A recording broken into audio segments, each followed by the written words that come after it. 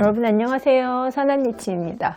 오늘 주제는요, 다가구 주택에 엘리베이터가 있는 것이 득인가요? 실인가요? 뻘쭘하게 앉아서 하기가 너무 어색해가지고 뭐 하나 놔봤어요. 여러분들 다가구 주택을 살려고 지금 관심이 있으시잖아요. 그럼 엘리베이터 유무에 대해서 한 번쯤은 고민해 보셨을 것 같아요. 제가 뭐 그거를 한마디로 답을 드리자면 당연히 있는 건물이 좋죠. 우리만 해도 아파트 생활을 했기 때문에 엘리베이터가 없는 건물 한번 생각해 보셨나요? 4층만 돼도 올라가기 힘들잖아요. 하지만 이거는 건물을 사기 전에 망고 내 생각이고, 실제로 건물을 사러 다녀보면 내 예상과 맞는 건물은 엘리베이터가 없을 수도 있습니다. 그러면 엘리베이터가 없는 건물을 모두 매수권에서 배제해야 할까요? 우리는 남보기 좋고 뽀대나는 건물을 소유하는 것이 목적이 아닙니다. 월세가 잘 나오고 비용이 적게 들어가는 건물을 사면 되는 것입니다. 저는요, 엘리베이터가 없는 건물을 소유하고 있는데요. 준주거 지역의 대지 47평으로 다가구 치고는 부지가 적은 건물을 소유하고 있습니다. 하지만 뭐 저라고 엘리베이터가 싫겠어요? 건물을 사러 다녀 보니까 제 예산으로는 뭐 엘리베이터 있는 좋은 건물을 사기는 돈이 부족했고, 그래서 절충을 해서 구입을 했습니다. 중요한 것을 얻기 위해서는 나머지를 좀 포기를 해야 되잖아요. 저는 제가 제일 중요하다고 생각한 건 입지였습니다. 위치도 좋으면서 건물도 좋고 엘리베이터도 있고 그런 것을 살 돈은 없었기 때문에 저는 나머지를 좀 포기를 하고 입지를 최우선으로 보자 이렇게 생각을 했거든요. 그런 기준으로 보다 보니까 엘리베이터가 없는 건물이 내 금액과 맞았고, 계단이 막 가파르거나 좁고 막 이런 건물 있잖아요. 그런 것은 배제했고, 계단이 좀 편안하게 경사가 많지 않고 좀 넓이가 있는 곳으로, 그래서 엘베는 없지만 계단이 사용하기에 불편하지 않은 건물로 선택을 했습니다. 그리고 계단만 본 것이 아니라 그 세대 전용 면적 있잖아요. 그 안에 내부가 좀 넓은 그런 것을 선택을 했습니다. 왜냐하면 부지가 작은데 엘리베이터를 넣으면 방 내부가 넓게 나올 수가 없잖아요. 요즘 신축은 거의 엘리베이터를 설치하는 추세입니다. 하지만 구축의 경우는 엘리베이터가 없는 건물이 훨씬 많습니다. 다가구의 엘리베이터는 보통 8인승에서 11인승을 설치하면 충분한데요.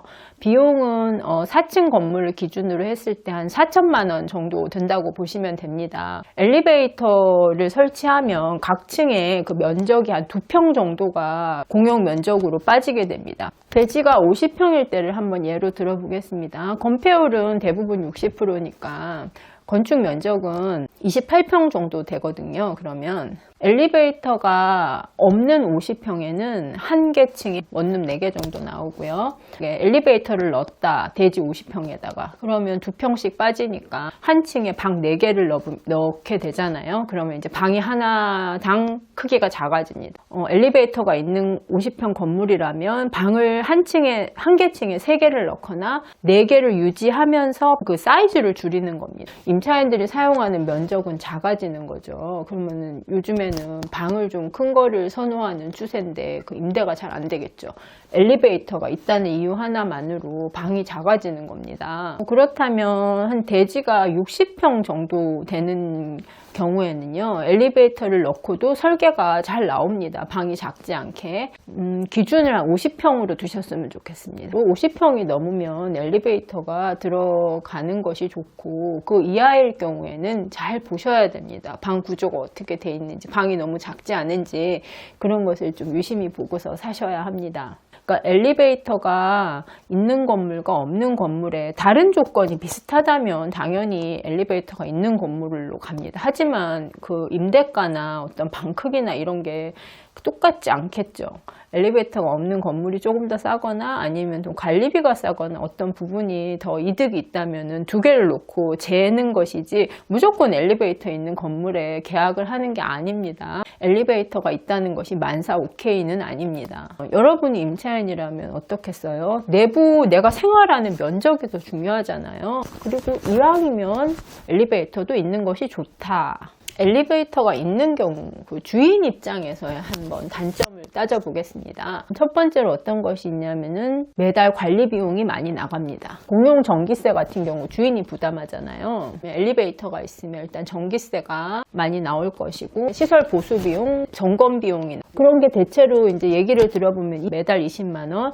그러면 제 경우는 엘리베이터가 없는 건물에는 어느 정도 나오냐 하면은 전기세만 나옵니다. 기존에는 계속 7,500원 뭐 이렇게 나왔는데 최근에 전기세가 많이 올랐잖아요. 그래서 2배 정도 나오는데 엘리베이터를 사용하면 뭐 10만 원 정도는 뭐 훌쩍 나오겠죠. 또 세대 내부 사이즈가 작아진다는 그런 단점이 있습니다. 기계가 하나 더 있으면 신경을 더 쓸 일이 생기는 거잖아요. 고장이 날 수도 있고 안전사고 부분도 있고, 그리고 엘리베이터 내부 청결 부분도 또 신경을 써야 되고, 뭐 이런 것을 대표적인 단점으로 들 수 있습니다. 겉으로 보고는 엘리베이터가 있는지 없는지 잘 몰라요. 근데 이 영상을 준비하면서 건축물 대장을 막 떼서 보니까 제가 임대하고 있는 건물 주변의 건물들 엘리베이터 있는 건물이 훨씬 많은 거예요. 저도 좀 놀랐습니다. 없는 건물이 많은 줄 알았거든요. 있는 건물이 더 많은 거예요. 그럼 내가 이 집들하고 내가 경쟁을 했단 말이야, 이런 생각을 하니까 좀 더 집에 신경을 써야겠다 이런 생각도 들고, 와, 저런 건물이 엘베가 있어, 이런 것도 많았어요. 뭐냐면 건물 외관이 너무 추리한 거예요. 그러니까 제 주변 건물은 엘리베이터가 있는 건물이 훨씬 많았습니다. 제가 드리는 답이 정답이라고 할 수는 없지만은 저는 이렇게 생각합니다. 월세를 엘리베이터가 있다고 더 받을 수 있는 건 아니다. 엘리베이터가 없는 건물하고 경쟁해서 이길 수는 있다. 좀 더 임대가 빨리 나간다. 관리비를 좀 엘리베이터 유지 비용 때문에 더 받아야 된다는. 저는 사실 건물을 살 때 이런 것까지 디테일하게 생각해 보지를 못했어요.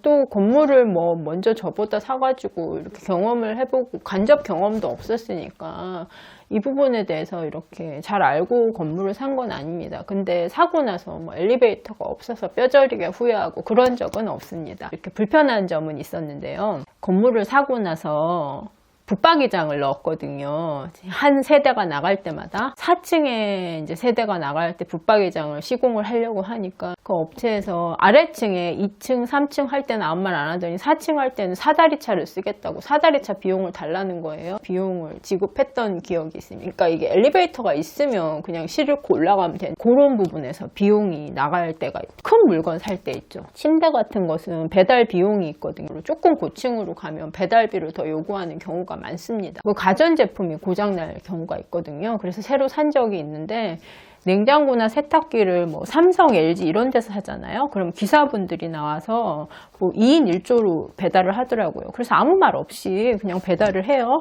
제가 이제 어느 날은 돈을 아끼겠다고 당근에서 냉장고를 산 적이 있어요. 당근 냉장고를 사니까 몇 리터더라? 하여튼 큰 건데, 그게 12만 원에 샀어요. 그래서 싸게 샀다고 내가 막 12만 원에 샀다고 좋아했는데, 문제는 파시는 분이 와가지고 문 앞에 뚝 내려놓고, 올려줄 수까지는 없다 하더라고요. 그래갖고 1층에 내려놓고 가니까 제가 어떻게 됐겠어요. 그거를 4층까지 못 올려가지고, 진짜 인부 사는데 그런데 전화해 봐도 10만 원 안 주면 안 올린다고 하고. 그러니까 운반에 10만 원을 준다는 게 말이 돼요?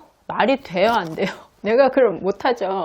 재활용품 센터인가? 거기 사장님하고 좀 안면이 있어가지고 전화를 했죠. 5만 원인가 주면 사람 보내준다고 하더라고요. 또 가관인 게 그분들이 냉장고를 올려놓고 원래 있는 거 갖고 내려가지는 않겠다는 거예요. 결국 한 7만 원이 들었어요. 올리고 내리는 비용만. 결론은 제가 돈을 절약한 거예요. 아니, 이래저래 돈이 다 나가고, 그래서 앞으로는 내가 정품만 사겠다 이런 생각을 했습니다. 그것도 제가 경험해 보기 전에는 모르는 거죠. 4층이나 5층에 물건을 살 때 그런 애로사항이 있다는 거. 다가구에 본인이 거주하실 분들이 있잖아요. 그러면 주인 세대가 맨 2층에 있잖아요.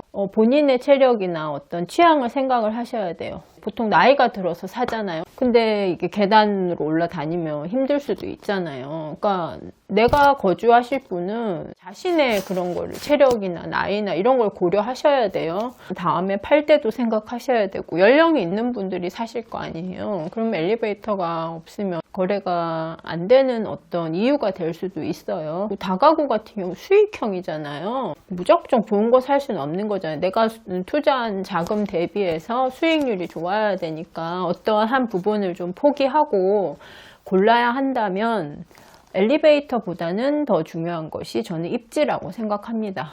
건물의 위치가 어디 있느냐 이런 것이 중요하고, 위치가 빠지고 좀 지방이다 그러면 그런 부대시설이 중요하겠죠. 근데 내가 뭐 수도권이다, 핵심지에 건물을 산다, 근데 엘리베이터 굳이 고집할 필요는 없죠. 내가 소유를 한다는 것만 해도 가치가 있고 지가가 오르고 모든 다른 것들이 그거를 상쇄해 주기 때문에 엘리베이터를 고집하면서 건물을 못 사는 것보다는 절충을 하시는 것이 중요합니다. 하여튼 이 모든 것은, 알 수 있는 것은 최대한 구매 전에 내가 알고 단점을 알고 수긍하고 사는 거랑 몰랐는데 짠 나타나는 건 좀 틀리잖아요. 이 부분도 궁금하셨다면 제가 볼 때는 장점도 있고 단점도 있다, 뭐 그런 얘기입니다. 그런 것을 잘 고려해서 좋은 건물을 구매하시기 바랍니다.